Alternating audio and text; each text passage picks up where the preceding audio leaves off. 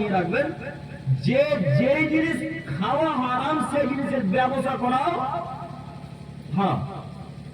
যে জিনিস খাওয়া হারাম সেই জিনিসের ব্যবসা করা হারাম। অনেক মানুষ জিজ্ঞাসা করে যে আব্দুল করিম ভাই, কসাইরা এত গরু কাটছে, এভাবে গরু কাটা কি ঠিক?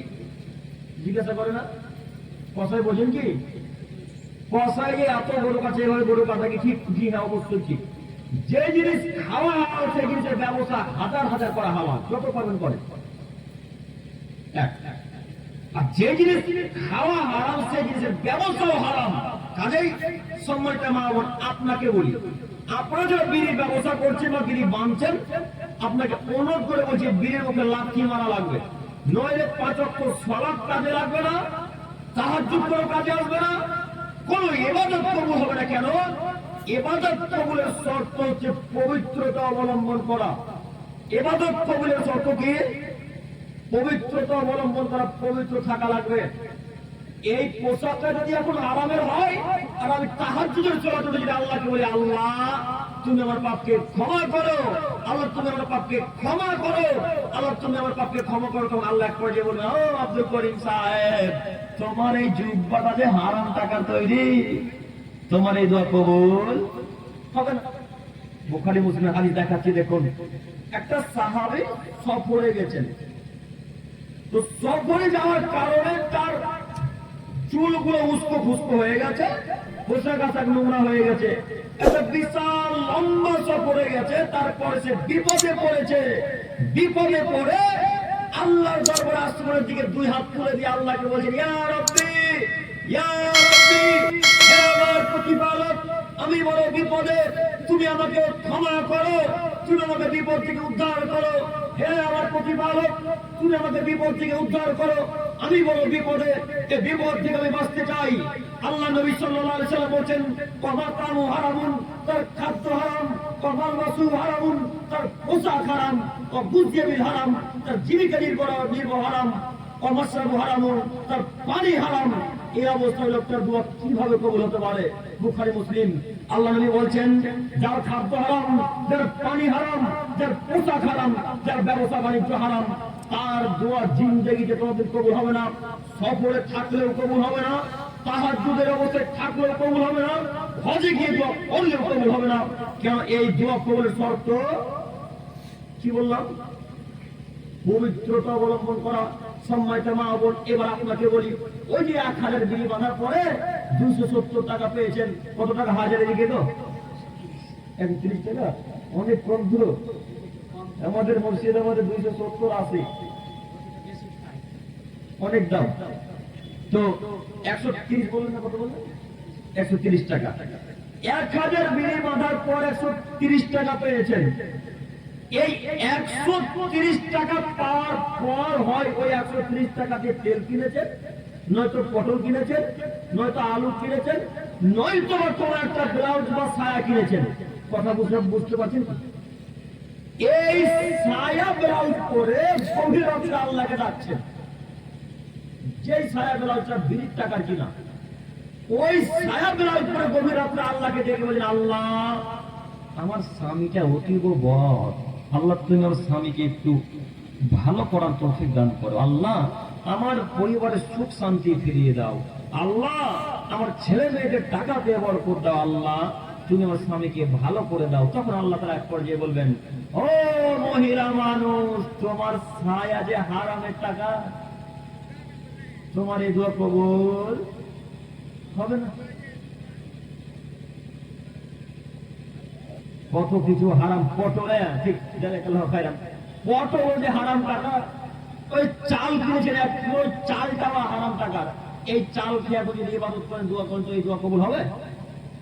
কথা বলতে পারলাম না, কবুল হবে গো? কবুল হবে না। তাহলে আপনার স্ত্রীকে আজকে গিয়ে নিষেধ করতে পারবেন কি? রহিমা, যা হয়েছে হয়েছে, বাস এখান থেকে সমাপ্ত,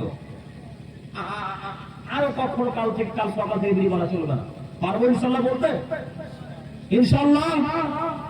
সম্মানিত মা বোন, মহিলারা আছে কি?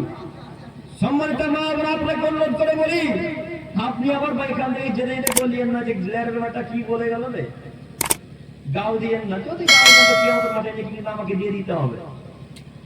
এখন যদি কোনো পুরুষ মনে করে মহিলারা গাল দিয়ে চলে যায়, তো কি আমাদের মাঠে কাকে নেকি দিতে হবে বলেন তো দেখি? এখন যাকে গাল দিবে এখন তাকে নেকি দিয়ে দিতে হবে। তাই আপনাকে শতদিন বক্তব্যের মাঝে বলেছি যে কেউ যদি আপনাকে সালা বলে তো বহুন করে সেটা দিয়ে চলে আসছেন বাড়ি, অনেক লাভবান হবে। কেউ যদি সালা বলে দেয় তো তাকে বলে বহুন তুমি থাকো আমি গেলাম, এ বাক্য বলে চলে আসেন। যে আমাদের মনে বাঁচার পথ আছে, যদি পাল্টা তাকে সালা বলেন তাহলে আপনিও পাপি ও পাপি, দুজনেই বরাবর। কথা বোঝেন? সম্মানিত তিনি ভাই, সম্মানিত মুরব্বী সাহেব, আপনাকে অনুরোধ করে বলি আপনার পুত্রবধূকে আপনার স্ত্রীকে আজকে রাত্রে গিয়ে নিষেধ করেন যে শোনো, যা আছে এই বিড়িগুলোকে সব এখন আগুনে পুড়িয়ে দাও, যদি পুরাতে না পারো তো ফেলে দাও, কিন্তু এই বিড়ির টাকা অন্তত যেন বাড়িতে আমার না ঢোকে, যদি ঢোকে তো তোমাকে কাল সকাল হতে তালাক দেবো আমি। ইনশাআল্লাহ বলতে পারবেন না? এই কথা বলতে পারবেন না। যদি লবণ আলুতে একটু লবণ কম হয়ে যায় তাহলে তোকে তালাক দিয়ে দেবো কালকে, যদি ভালো করে রান্না করতে না পারো, এই কথা তখন বলতে পারবে। হারাম কাজে বাধা দিয়ে দেন তখন ও কিভাবে করবেন? আব্দুল করিম ভাই কিভাবে বলবো আমার স্ত্রী যে আমাকে বিড়ি কিনে দেয়, তাই না? স্ত্রীর বিড়ি বাঁধা টাকা দিয়ে তো চাল খাচ্ছে না, ডাল খাচ্ছে। তার পোশাক তো তার এই খানতে বাড়িতে পড়ে থাকে, বিড়ি ওই স্ত্রী বাঁধে, তারপরে সংসার ডাল ভাত তরকারি উঠে, তাই না? এমন অনেক পরিবার নেই মনে হয়, আছে কি? এমন অনেক পরিবার আছে যে পুরুষ মানুষ বাড়িতে বসে থাকে আর স্ত্রী বিড়ি বেঁধে সংসার চালায়, এর পরেও বিড়ি দিয়ে সংসার চলবে না, চলবে?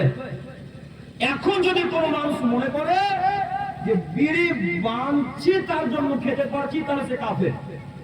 তাহলে শিখে সে কাফের। প্রমাণ আল্লাহ নবী সাল্লাল্লাহু আলাইহি ওয়াসাল্লাম বলেন কাতাবাল্লাহু মা কাদাল খালাইক ওয়া ইয়াকুলু সাবাবিন খামসিনা আলফ সানা। পৃথিবীর মানুষ শোনো, আল্লাহ সুবহানাহু ওয়া তাআলা যখন আসমানকে, আল্লাহ সুবহানাহু ওয়া তাআলা পৃথিবী সৃষ্টির 50,000 বছর পূর্বে মানুষের জিনের ভাগ্য লিখেছে।